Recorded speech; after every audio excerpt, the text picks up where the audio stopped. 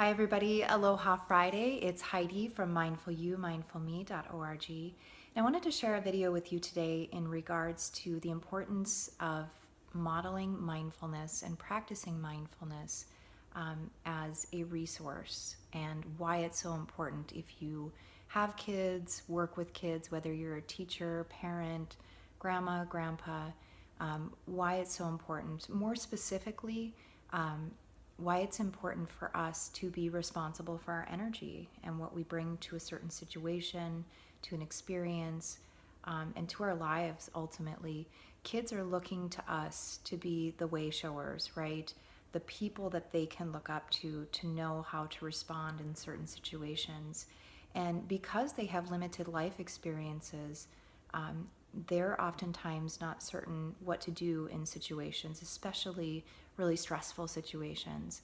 And so, in talking with a colleague who does some trainings here in the Midwest, she said North Dakota is one of the most under resourced states that she's ever worked with in terms of having teachers or counselors or therapists to work in the schools with kids. You may see, a school with 300 plus kids, and there's one counselor or one ED teacher. And so we are all ultimately teachers each day, right, with our kids. So it starts at home ultimately. And so one of the first things that I train teachers on is kids model the nervous systems of the adults around them. So they are ultimately looking to us to know how to respond. And we've all heard the saying that you can cut the tension with a knife. Well, why is that? We as humans have that ability to sense, right? We have that intuition. We have that ability to feel, right? So if you have a stressed out teacher, you're going to have a stressed out classroom. Kids are hyper aware and in tune to that subtle energy. And so the example I give to kids is the airline pilot, Sully, who landed the plane that he was flying that day in that emergency situation. He landed on the Hudson River safely. And when they interviewed him and asked, how did you get through that incredibly stressful moment, and how did you bring that plane and all the people on it, including himself, to safety? He said, I didn't even have to think about it. I just followed the emergency checklist and I followed the protocol. And so what I encourage parents to do with their kids or teachers in their classrooms is to create an emergency checklist. Maybe it's 5 things that you can do in that moment when you're feeling intense pressure and stress. And it's those moments where, the kids are upset, and then the parents get upset, and then the energy just keeps going like this until, nobody's happy, nobody feels good, and nothing is accomplished. So being aware of that and knowing that there are some things that you could do to make you feel better or to help you in that stressful situation, knowing that there's some things that your child can do in that moment when the tension is rising, you can go to that emergency checklist and go through those things that help you to feel better.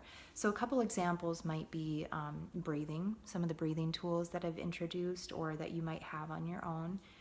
If your child is incredibly physical, like a physical kid who loves activity, could be jumping in place 10 times. It could be being on a trampoline. It could be wrapping them up in a burrito, which would just be like laying out a blanket and wrapping them up tight, keeping their head out, of course, but then, maybe adding ingredients like, cheese, and giving them that deep pressure that might help soothe and calm their nervous system. For me, it's water. Being in water, being near water, anything like that is extremely calming for me. And adults need an emergency checklist just as much as our kids do. I mean, I was driving the other day and felt somebody kicking the back of my seat because he was frustrated. Like, that happens, right? You're in those situations where you're about to like boil over and like pull over on the side of the road. And I think of my own dad, like, don't make me stop the car. It's like, no, I'm going to stop the car because, we all need to do something right now to feel better. And I'm not going to continue down this path where, I'm getting frustrated, you're frustrated. And, getting creative with that checklist too, because there's going to be moments like when you're in the car or you're on a trip and you can't jump on the trampoline 10 times, or you can't roll your child up in a burrito and, help them to feel better in that way. That's why I love breath work. That's why I love breathing tools, because you can use them anywhere, anytime, and they actually help calm and soothe the nervous system.